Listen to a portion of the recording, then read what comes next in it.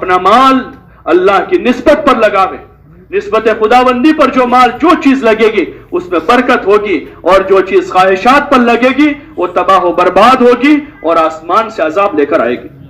اس لیے کوشش اپنے آپ کو بچاوے اس سے، اپنی اولادوں کو سادگی اور مجاہدے کا عادی بنا کہ ہماری اولادیں بھی اس کی عادی بنیں، وہ بھی خواہشات کی زندگی پر نہ جاوے. اپنی بچیوں کو حیا کے ساتھ رکھیں. حیا یہ زیور ہے ایمان والی عورت کا. سونے چاندی کے ہار اور چوڑیاں اور قسم قسم کی ڈیزائنیں وہ عورت کا زیور نہیں ہے. عورت کا زیور حیا ہے. ٹھیک ہے اس کی زینت کے لیے جو اپنے شوہر کے لیے کرے گی اس کے لیے زینت کرے گی جتنی شریعت میں گنجائش ہے. باقی باہر بیٹی حیا کے ساتھ اچھی لگتی ہے. بیٹی حیا کے ساتھ ہو، بیوی حیا کے ساتھ ہو، پردے کے ساتھ ہو. عورت کو اللہ نے چھپایا ہے. ازواج مطہرات نبی کی بیویاں ہیں، پوری امت کی مائیں ہیں. ان ازواج مطہرات سے اللہ کہہ رہا ہے وَقَرْنَ فِي بُيُوتِكُنَّ وَلَا تَبَرَّجْنَ تَبَرُّجَ الْجَاهِلِيَّةِ الْأُولَىٰ. اپنے گھروں میں قرار پکڑی رہو.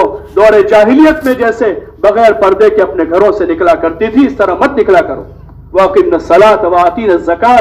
اور اپنے گھروں میں رہ کر نماز اور زکات کی پابندی کرتی رہو. وَأَطِيعْنَ اللَّهَ وَرَسُولَهُ. اور اپنے گھروں میں رہ کر اللہ رسول کی اطاعت کرتی رہو. یہ ازواج مطہرات سے کہا جا رہا ہے جو امت کی مائیں ہیں. ان کو کہا گیا، ان ماؤں سے کہا کہ اگر تمہارے دروازے نبی کے گھر پر کوئی آ کر معلوم کرتا ہے تو تم اس کو نرم لہجے میں جواب مت دو. اس کے سے نرم لہجے میں بات نہ کرو تم اس سے. عورت کیسے بات کرے گی اجنبی مرد سے؟ اور پھر کھلے ہم تو کھلے طور پر دروازے پر روبرو ہو کر بات کرے گی. وہ کیسے ہو سکتا ہے؟ ایک ایمان والی عورت کی غیرت کے خلاف ہے اور ایک ایمان والے مرد کی غیرت کے خلاف ہے کہ اس کی بیوی کسی اجنبی سے روبرو ہو کر بات کر رہی ہے.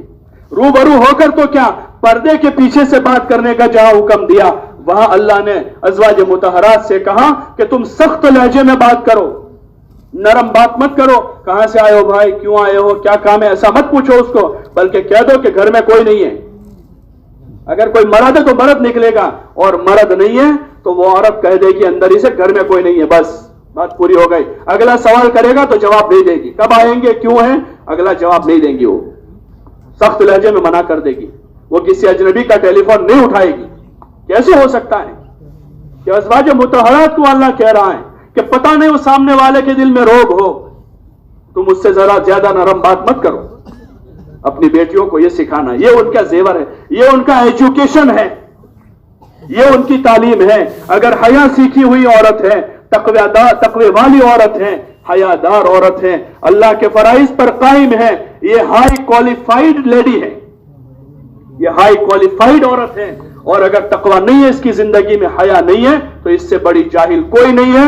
چاہے وہ ڈاکٹر، انجینئر، وکیل یا سائنٹسٹ بن کر کسی کرسی پر بیٹھی ہو، اس سے جاہل عورت نہیں ہے، کیونکہ اس کو اپنے ذات کے دین کے بارے میں علم نہیں ہے، اس کو اپنی حیا کا پتہ نہیں ہے، اس کو اپنی عزت کا پتہ نہیں. یہ جتنے دنیا بھر میں ریپ ہو رہے ہیں اور جتنی ساری فساد ہو رہا ہے وہ اس بنیادی فریضے کے چھوٹنے کی وجہ سے ہو رہا ہے. اللہ نے ہم کو عقل دی ہے، اس عقل کا استعمال کریں. اندھوں کے پیچھے اندھے نہ بنیں، اندھوں کے پیچھے اندھے نہ بنیں. سب بیناؤں کے بینا اور سب سے بڑے عقل والے اور علم والے امام الانبیاء والمرسلین حضرت محمد صلی اللہ علیہ وسلم کی بیٹی حضرت سیدہ فاطمہ رضی اللہ عنہا جو جنت کی عورتوں کی سردار ہے، جو حضرت حسن و حسین کی ماں ہے. اس بیٹی کو کبھی کسی غیر محرم نے زندگی پر نہیں دیکھا ہے، جو جنت کی عورتوں کی سردار ہے. کسی غیر محرم نے زندگی پر نہیں دیکھا. اپنے گھر میں رہی، وہ سب سے کامیاب خاتون ہے جو جنت کی عورتوں کی سردار ہے. اپنے گھر میں رہی، اپنے گھر کا سارا کام خود ہاتھ سے کرتی تھی. عورت کا تو یہی، اس کا تو ہوم سائنس اور ہوم ورک، گھر کا کام اور گھر کا سائنس اس کو پڑھانا ہے. یہ اس کا علم ہے، یہ اس کا ایجوکیشن ہے کہ ماں کے ساتھ کیسے رہنا، ساس کے ساتھ کیسے رہنا، شوہر کو کیسے ٹیکل کرنا، بچوں کی کیسی پرورش کرنا، اپنے پڑوسیوں کے ساتھ کیسے سیٹ کرنا، آنے والے مہمانوں کو کیسے مینیج کرنا. یہ اس کا ایجوکیشن ہے. گھر کی اکونومی کو کیسے سنبھالنا ہے، گھر کی اکونومی کو کیسے سنبھالنا ہے کہ شوہر کا آمدنی کم ہے تو کم آمدنی میں گھر کیسے چلانا ہے.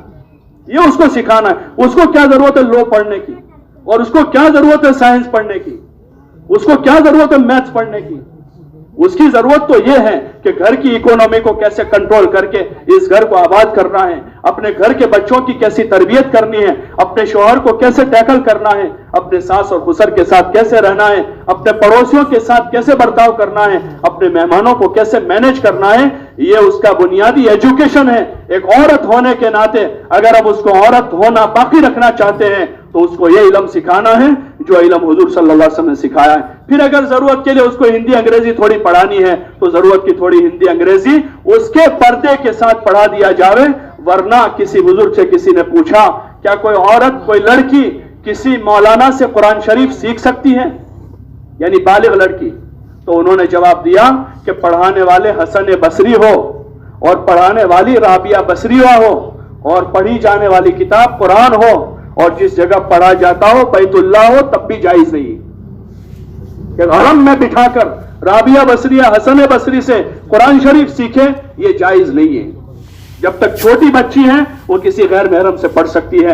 जब मुराहका हो गई यानी 9 साल की हो गई, अब इस बच्चे को मकतब में भी उस्ताद के पास से उस्तानी के पास पढ़ाना चाहिए। तो फिर कैसे गुंजाइश होगी कि वो 50 भेड़ियों के बीच में साल भर बैठेगी, वो 50 दरिंदों के बीच में साल भर बैठेगी जो उसको घोर घोर कर देख रहे हैं रोजाना। वो कॉलेज में है, वो यूनिवर्सिटी में है, वो हॉस्टल में अकेली रह रही है। एक मुसलमान की क्या गैरत मर चुकी है? इस बाप की गैरत मर चुकी है। 50-100 किलोमीटर दूर उसकी बेटी तन्हा वहां राजकोट में और पता नहीं कहां कहां ये तन्हा बेटी वहां पर तालीम MBBS कर रही है और BMS कर रही है। इस बाप की, इस मां की गैरत का जनाजा निकल चुका है, गैरत खत्म हो चुकी इस्लामी। कि घर में रही बेटी को माँ बाप को टेंशन होता है। कुंवारी बेटी जो 24 घंटे माँ के पास होती है फिर भी बाप के दिल पर, दिमाग पर एक टेंशन सवार होता है कि घर में जवान बेटी है। किसी जगह रात गुजारने से वो परहेज करता है, घर जाकर सोऊं, कि घर में जवान बेटी है। क्या जमाना आ गया कि उस बाप को जरा परवाह नहीं है, 500 किलोमीटर दूर अपनी बेटी को हॉस्टल में छोड़कर आ रहा है। क्या जरूरत है इस तालीम की? क्या जरूरत है इस तालीम की? इस बेगैरती के साथ अपना ईमान बर्बाद करके, अपनी हया का सौदा करके क्या जरूरत है ऐसे एजुकेशन की? अल्लाह के लिए अपनी जात पर रहम करें, अपनी नस्लों पर रहम करें। जिस तरतीब पर, जिस सिस्टम पर हम जा रहे हैं, अहले यूरोप इस पर थूक चुके हैं, वो इससे बेजार हो चुके हैं। उनकी लड़की सब जगह घूम कर अब पर्दे में आ रही है। उनकी लड़की अब सारी यूनिवर्सिटियां कॉलेज घूमकर वो कह रही है कि हमें तो सुकून महसूस हो रहा है पर्दे में। इस्लाम एक ऐसा मजहब है जिसमें हया है और जिसमें सुकून है। वो जिसकी तरीके पर हम जाना चाह रहे हैं वो तो वापस आ रहे हैं, वो वापस आ रहे हैं। और हमारे पास नबी का तरीका है, हुजूर वाला मुबारक इल्म है। अल्लाह के लिए अपनी नस्ल पर रहम करें, अपनी नस्लों पर रहम करें, अपनी औलादों पर, अपनी बच्चियों पर, अपनी पोतियों नवाज